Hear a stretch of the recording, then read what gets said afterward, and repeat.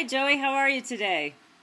Hi, I'm great. How are you? I'm excellent. Hey, I'm calling here from San Francisco, and we're checking in with you in Malaysia. And I've been just asking some of my clients along the way, and just general people on the street, what do they want to know about Feng Shui? And I thought the best way to get these answered was ask the master. Are you ready for some questions? Great. Okay. Okay. So I had someone ask me, I'm planning on moving in a couple of months. Does it really make sense for me to do Feng Shui on my current space? Why not? If you're planning to sell your home and you're planning to rent your space, I think you should. At least, when people come in and have a look at the house, they have a good feel about it. So you should.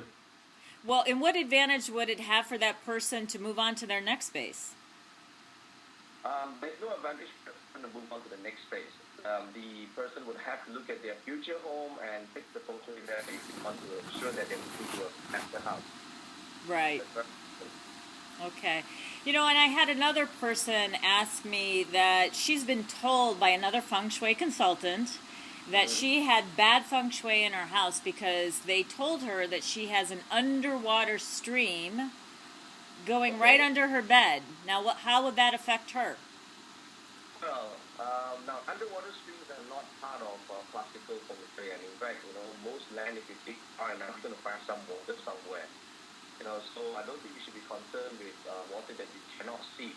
In classical feng shui, it is water that is visible and exposed.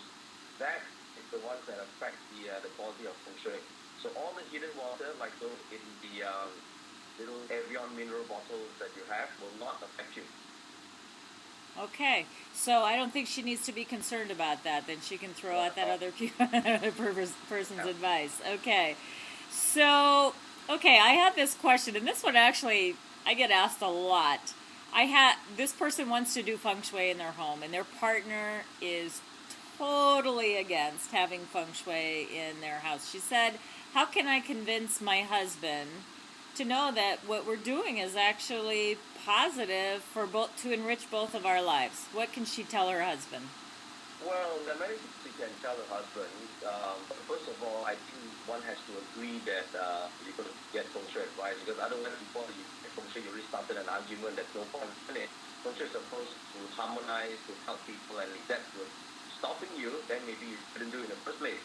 And plus, it could be that the husband don't understand what feng shui is, because he may think that there are a lot of changes, a lot of unnecessary decoration that you need to put in the house. So perhaps this person could explain to him that what it entails is basically how to realign the space without the need to redecorate the home, and it's truly simple. And plus, you don't have to believe in classical feng shui for it to work. You don't even need to know that it has been done.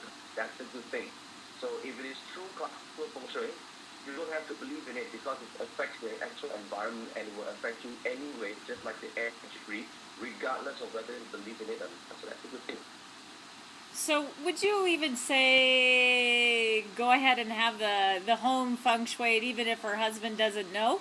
Because that's what she asked me to do. It was like, okay, but can we just do it without his knowledge? Is that okay? Unless she's paying for it, I think that's not so okay. But if she's paying for it, then possibly yes, you can just do it, because it's basically realigning the home, and there shouldn't be any issues that would affect the husband. Right. Okay. All right.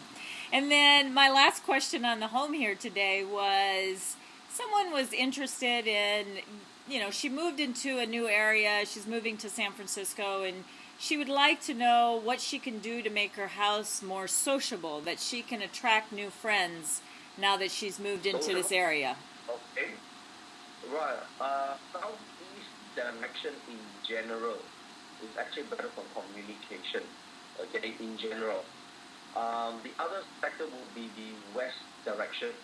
Now, if they find, for example, at the southeast direction, they are actually facing water or natural water sources, it will be ideal. Or if they're looking at lower grounds, this direction is actually suitable for communication and friendship. And web sector is actually also very good for communication, good for networking. If they find a hill, especially if it's a round top hill. So if you see this area is particularly good for what you just want to see. Excellent. She'll be happy to hear that.